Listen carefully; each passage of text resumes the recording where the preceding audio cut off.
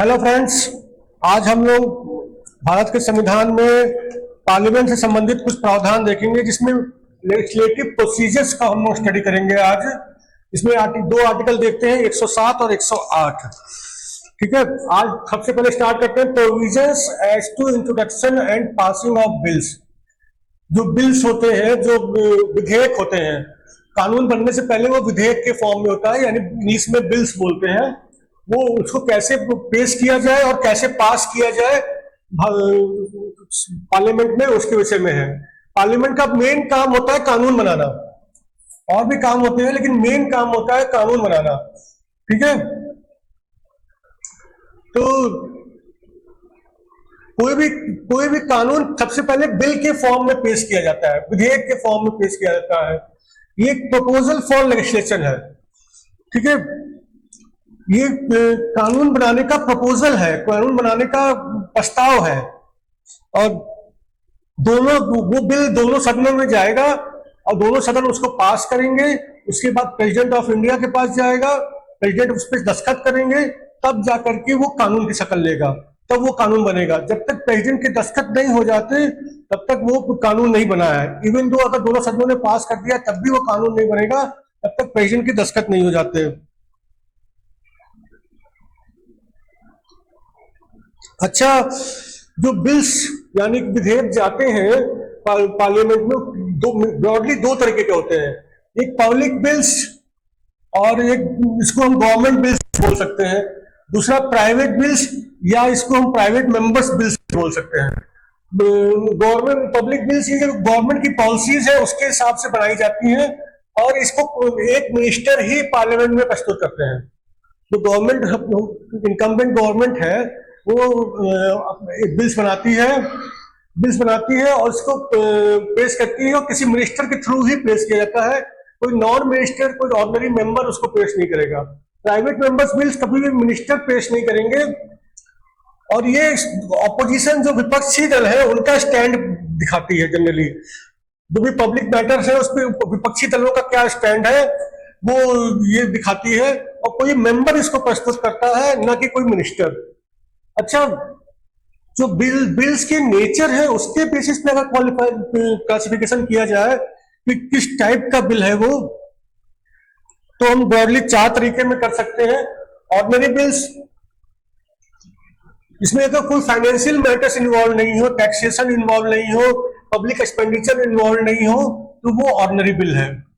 जैसे Indian penal code हो गया, पार्टनरशिप एक्ट हो गया, कॉन्ट्रैक्ट एक्ट हो गया, और इसी तरीके के। ठीक है, मनी बिल्स क्या हुए जिसमें पब्लिक एक्सपेंडिचर इन्वॉल्व हो और टैक्सेशन वगैरह हो। ठीक है, जैसे इनकम टैक्स एक्ट हो गया, जीएसटी हो गया, और दूसरे जो फाइनेंस एक्ट हो गया, ये सब पब्लिक एक्सपेंडिचर इन्वॉल्व है और टैक्सेशन है, इसलिए ये मनी बिल्स कहे जाएंगे। फाइनेंशियल बिल्स तीसरा हुआ, जो भी फाइनेंशियल मैटर्स इन दोनों चीजों के अलावा जो मनी बिल में है, जो मनी बिल में फाइनेंशियल मैटर्स हैं, उनके अलावा कोई फाइनेंशियल मैटर्स है तो वो फाइनेंशियल बिल्स हो गया।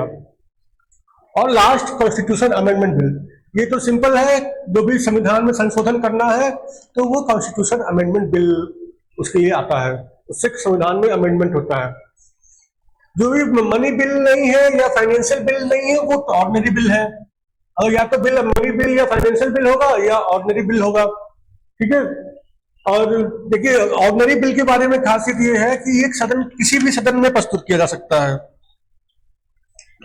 स्टार्ट किया जा सकता है। जैसे कोई भी ऑर्डिनरी बिल है, लेट्स से पार्टनरशिप एक्ट बनाना है पार्टनरशिप के लिए के संबंध में, तो वो हम चाहे तो लोकसभा में स्टार्ट करें या राज्यसभा में करें, किसी भी सदन से स्टार्ट कर सकते हैं, पहले पेश कर सकते हैं।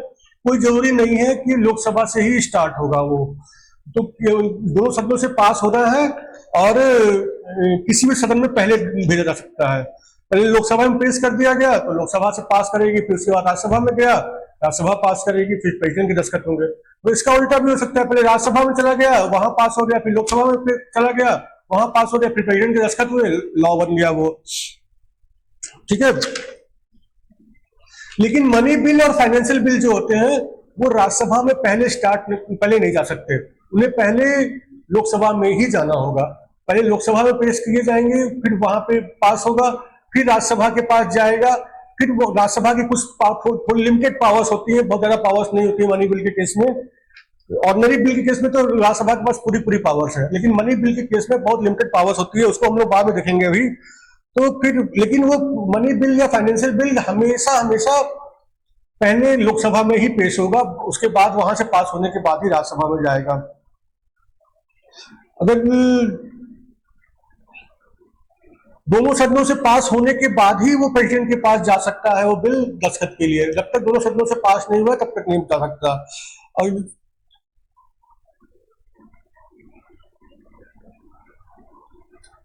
लेकिन ये जो दोनों सदनों से पास होने वाली बात है ना, इसमें थोड़ा सा कुछ एक्सेप्शन है। जैसे मनी बिल के बारे में भी हम लोगों ने डिस्कस किया, मनी बिल के विषय में राज्यसभा के पास बहुत लिमिटेड पावर्स है। आप समझ लीजिए कि केवल सजेशंस देने तक की पावर है, वो रिजेक्ट करने की पावर नहीं है। और इसी तरीके से एक ज्वाइंट सिटिंग होती है, वहां पे दोनों सदनों को इकट्ठा बुला लिया जाता है अगर कुछ डिसएग्रीमेंट है दोनों सदनों में, ऑर्डिनरी बिल्स के केस में। तो फिर वो वहां उसमें भी प्रोसीजर अलग हो जाता है, दोनों सदनों को पास नहीं करना होता है। फिर दोनों सदन इकट्ठा बैठे हैं, उसने ही पास कर दिया तो मान लिया जाएगा दोनों सदनों ने पास कर दिया। इसको भी हम लोग बहुत डिटेल में देखेंगे।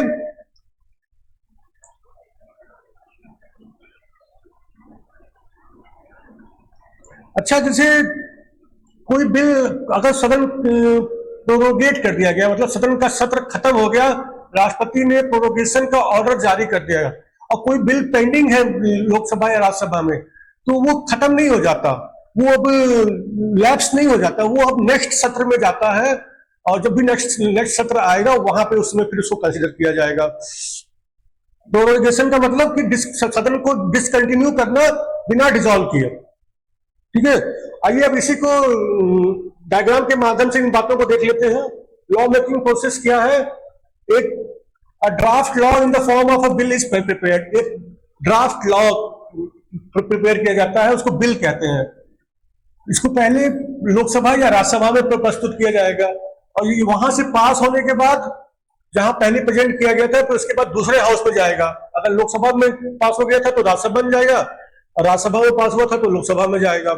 फिर उसके बाद वहां से पास होने के बाद प्रेसिडेंट को की कंसेंट के लिए भेजा जाएगा। प्रेसिडेंट की कंसेंट लेने के लिए बाद ये एक्ट बन जाएगा और कानून के रूप में पूरे देश में लागू हो जाएगा। ठीक है, अब आ जाते हैं हम लोग आर्टिकल 108 पे।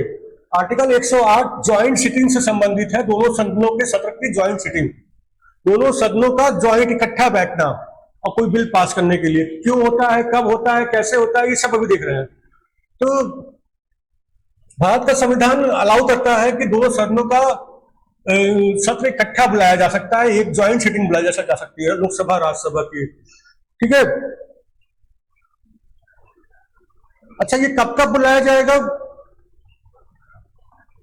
अगर कोई बिल एक हाउस द्वारा पास कर दिया गया है, लोकसभा या राज्यसभा द्वारा पास कर दिया गया है और दूसरे हाउस को भेजा गया है, ठीक है, एक हाउस ने पास कर दिया है, वो लोकसभा भी हो सकती है, राज्यसभा भी हो सकती है, और दूसरे हाउस के पास भेजा गया है। अब दूसरे हाउस ने क्या किया है?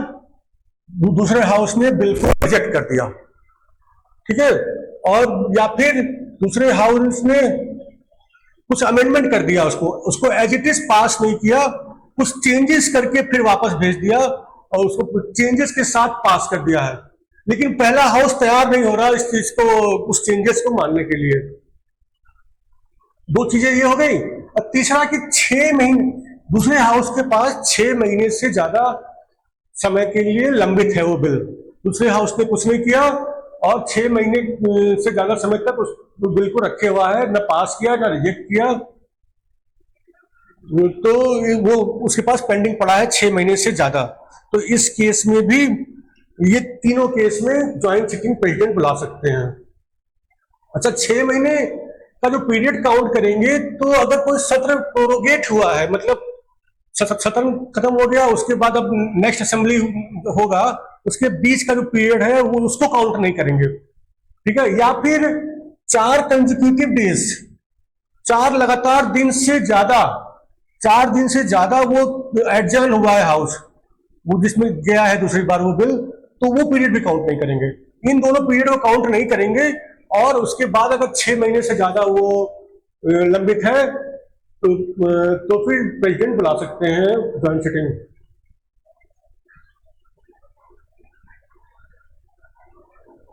तो जैसे यही 3 मुद्दे हैं, यही 3 पॉइंट्स हैं, इसके विषय में प्रेसिडेंट बुला सकते हैं कि और प्रेसिडेंट दोनों हाउसेस को नोटिफाई करेंगे कि मैं बुलाना चाह रहा हूं संयुक्त सत्र, ज्वाइंट सिटिंग बुलाना चाह रहा हूं दोनों सदनों की। और उसका पर्पस होगा कि उस पर्टिकुलर बिल को डिस्कस करना और उस पर वोटिंग करना। ठीक है, उस बिल को डिस्कस करना और वोटिंग करना उस सत्र का पर्पस होगा।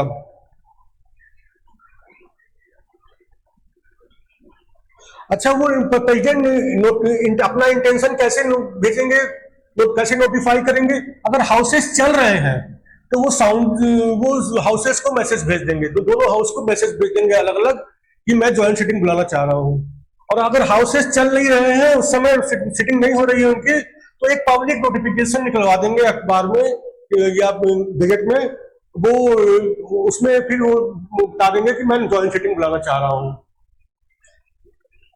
अच्छा, जैसे वो लोकसभा कभी कभी डिजॉल्व हो जाती है, तो डिजॉल्व हो जाती है तो बिल लैप्स हो जाता है। बिल लैप्स कैसे होता है?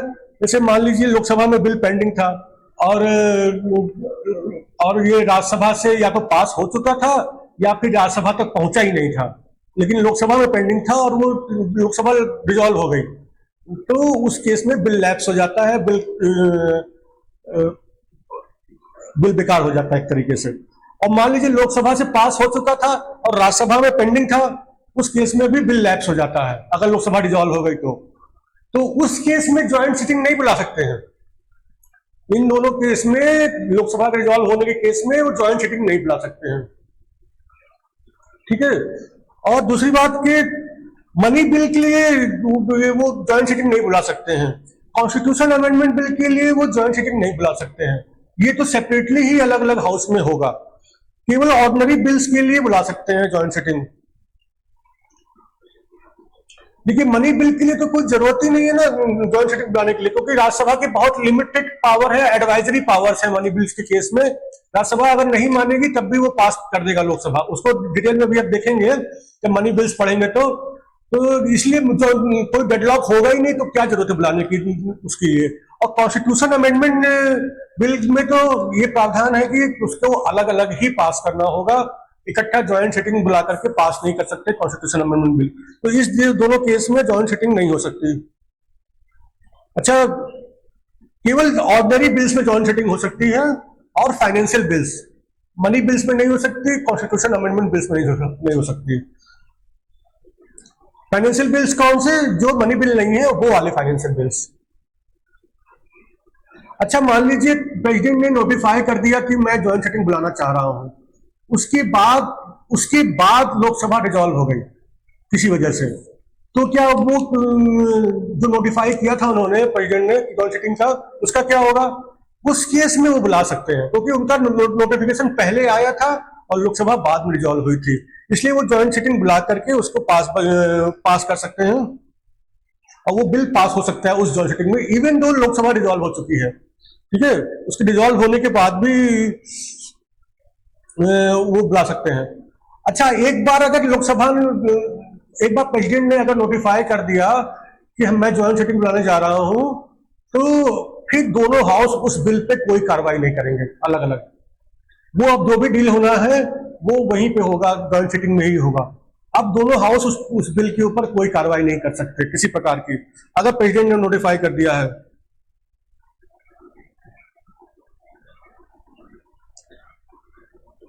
तो फिर उसके बाद प्रेसिडेंट उसके बाद किसी भी समय एक नोटिफिकेशन जारी करेंगे कि इस तारीख को ज्वाइंट सिटिंग होगी और दोनों हाउसेज उसमें असेंबल होकर ये पर्टिकुलर काम बिजनेस देखेंगे। ये नहीं कि कुछ भी और नया बिजनेस ले आए, उसमें स्पेसिफाइड होगा कि ये पर्टिकुलर बिल्स वगैरह हैं जो वहां पे डिस्कस होगा और वोटिंग होगा, उसके अलावा कोई नया बिजनेस वहां पे आके डिस्कस नहीं हो सकता है। तो अगर उसने प्रेसिडेंट ने नोटिफाई कर दिया तो उस दिन फिर ज्वाइंट सिटिंग के लिए सभी मेंबर्स इकट्ठे होंगे। अच्छा, ज्वाइंट सिटिंग को प्रिसाइड कौन करता है? ज्वाइंट सिटिंग को प्रिसाइड करते हैं speaker of the Lok Sabha. Speaker नहीं है उपलब्ध, डेप्टी स्पीकर करेंगे। डेप्टी स्पीकर नहीं है तो डेप्टी चेयरमैन ऑफ राज्यसभा करेंगे। ठीक है, सबसे पहली प्रायोरिटी है स्पीकर ऑफ लोकसभा, वो नहीं है तो डेप्टी स्पीकर ऑफ लोकसभा, वो नहीं है तो डेप्टी चेयरमैन ऑफ राज्यसभा, ये करेंगे। और मान लीजिए वो भी नहीं है, डेप्टी चेयरमैन भी नहीं है, तो ज्वाइंट सिटिंग में जो मेंबर्स इकट्ठा हुए हैं वो लोग डिसाइड करेंगे कि कौन प्रिसाइड करेगा मीटिंग को। In any case chairman of Rajya Sabha नहीं प्रिसाइड करेंगे, क्योंकि वो राज्यसभा के मेंबर नहीं होते, वो वाइस प्रेसिडेंट ऑफ इंडिया है, वो राज्यसभा के मेंबर नहीं है। तो in any case chairman of Rajya Sabha नहीं प्रिसाइड करेंगे ज्वाइंट सिटिंग को। कोरम क्या होगा? टोटल दोनों सदनों के सदस्यों का 1/10, दोनों सदनों के सदस्यों का 1/10 लोग होने चाहिए, तभी कोई कामकाज हो पाएगा, नहीं तो नहीं होगा। और जो लोकसभा वो मीटिंग कंडक्ट कैसे होगी? जो रूल्स ऑफ प्रोसीजर है लोकसभा वाले, उसके अनुसार वो मीटिंग कंडक्ट होगी, न कि rules of procedure of Rajya Sabha. Rajya Sabha के रूल्स ऑफ प्रोसीजर के हिसाब से वो कंडक्ट नहीं होगी, लोकसभा के रूल्स ऑफ प्रोसीजर के हिसाब से वो मीटिंग कंडक्ट होगी। अच्छा, अगर उस मीटिंग में जितने लोग थे दोनों सदनों के मिलाकर के, उसमें से 50% से ज्यादा ने एक पक्ष में वोट कर दिया, लेट्स से फेवर में वोट कर दिया, तो वो बिल पास माना जाएगा। किसके द्वारा पास माना जाएगा? ये माना जाएगा कि दोनों सदनों ने पास कर दिया है इसको। और दोनों सदनों में अलग अलग नहीं गया है, इकट्ठा बैठे थे, तो अब भी माना जाएगा कि दोनों सदनों ने पास कर दिया है। और अगर रिजेक्ट कर दिया तो माना जाएगा दोनों सदनों ने रिजेक्ट कर दिया है फिर। ठीक है। अच्छा, अमेंडमेंट्स क्या आ सकते हैं? उस मीटिंग में क्या क्या अमेंडमेंट्स प्रस्तुत किए जा सकते हैं उस बिल में? ठीक है, तो अगर मान लीजिए एक हाउस ने पास कर दिया था और दूसरे हाउस ने एज इट इज वापस कर दिया था, उसने कुछ अमेंडमेंट नहीं डाले थे उसके अंदर, एक हाउस ने पास कर दिया था, दूसरे हाउस के पास गया तो उसने एज इट इज वापस कर दिया, कोई अमेंडमेंट नहीं किया, तो उस केस में केवल एक अमेंडमेंट, कुछ अमेंडमेंट वो जा सकते हैं चूंकि डिले इन पैसेज, जो भी अमेंडमेंट जो बिल को पास करने की वजह करने में जो देरी हो गई, उसकी वजह से जो अमेंडमेंट नेसेसरी हो गए हैं वो अमेंडमेंट ज्वाइंट सिटिंग में आ सकते हैं। बिल पहले ही पास हो जाना चाहिए था, लेकिन पास करने में समय लग गया, और उस समय की वजह से, देरी लगने की वजह से कुछ और अमेंडमेंट्स की जरूरत महसूस हो रही है, तो वो अमेंडमेंट इस केस में ज्वाइंट सिटिंग में प्रपोज किए जा सकते हैं और पास किए जा सकते हैं। लेकिन मान लीजिए कि एक हाउस ने बिल पास किया था और दूसरे हाउस ने कुछ उसमें अमेंडमेंट कर दिया, अमेंडमेंट करके वापस भेज दिया पहले हाउस को, तो इस केस में दो तरह के अमेंडमेंट्स आ सकते हैं। एक तो पहला वही वाला जो कि देरी होने की वजह से, बिल को पास करने में देरी होने की वजह से अमेंडमेंट जरूरी हो गए हैं, और दूसरा such other amendments as are relevant to the matters with respect to which the houses have not agreed. जिन मैटर्स जिन मुद्दों पर दोनों हाउस एग्री नहीं कर रहे थे, जैसे कि पहले हाउस ने पास करके भेजा, फिर दूसरे हाउस ने कुछ मुद्दों पे चेंज करके वापस भेज दिया पहले हाउस के पास, उन मुद्दों से संबंधित कुछ अमेंडमेंट्स डाले जा सकते हैं। अन्य मुद्दों से संबंधित कोई अमेंडमेंट नहीं डाला जाएगा। तो अगर दोनों हाउस एग्री नहीं किए, एक ने पास किया, दूसरे ने चेंजेस, कुछ मुद्दों पे चेंजेस कर दिए, फिर वापस पहले को भेज दिया, तो एक तो वो अमेंडमेंट हो जाएगा जो बिल को पास करने में देरी की वजह से अमेंडमेंट जरूरी हो गया है, और दूसरा वो अमेंडमेंट हो सकते हैं जो जिन मुद्दों पे दोनों हाउस एग्री नहीं कर रहे थे, डिसएग्रीमेंट था, उन मुद्दों से संबंधित कुछ अमेंडमेंट डाले जा सकते हैं। ठीक है। अच्छा, कौन सा अमेंडमेंट डाला जा सकता है और नहीं डाला जा, प्रेजेंट नहीं किया जा सकता है वहां पे मीटिंग में, इसके विषय में फैसला स्पीकर लेंगे, वो तय करेंगे, स्पीकर ऑफ लोकसभा। स्पीकर अगर जो भी प्रिसाइडिंग अफसर होगा, मतलब अगर स्पीकर है तो स्पीकर, नहीं तो अगर डिप्टी स्पीकर बैठे हुए हैं तो डिप्टी स्पीकर, जो भी प्रिसाइडिंग अफसर है वो फैसला करेंगे कि ये अमेंडमेंट एडमिसिबल है, यहाँ पे आ सकता है ज्वाइंट सिटिंग में कि नहीं आ सकता है। जो भी प्रिसाइडिंग अफसर होंगे ये फैसला कर देंगे। आइए इसको आइए इसको डायग्राम के माध्यम से देख लें। कब जॉइंट सिटिंग बुलाई जा सकती है? एक हाउस ने बिल पास कर दिया, दूसरे ने रिजेक्ट कर दिया। एक हाउस ने, दोनों हाउसेज में कुछ मतभेद हो गया, डिसएग्री हो गया कुछ मुद्दों को लेकर के, और वो अमेंडमेंट पास कर दिया दूसरे हाउस ने। एक हाउस ने बिल पास कर दिया, दूसरा हाउस 6 महीने तक उसको रखा हुआ है, उसने कुछ भी नहीं किया। तो प्रोसीजर क्या होगा जॉइंट सिटिंग बुलाने का? प्रोसीजर, प्रेसिडेंट नोटिफाई करेंगे दोनों हाउसेस को अपने इंटेंशन का कि वो जॉइंट सिटिंग बुलाना चाहते हैं। और पर्पस क्या होगा जॉइंट सिटिंग का? कुछ बिल्स पे, उन बिल्स पे विचार विमर्श करना और वोटिंग कराना। अब क्या होगा नोटिफिकेशन का मेथड? अगर हाउस बैठी हुई है तो उनके सदस्यों को, दोनों हाउस को मैसेज भेज देंगे।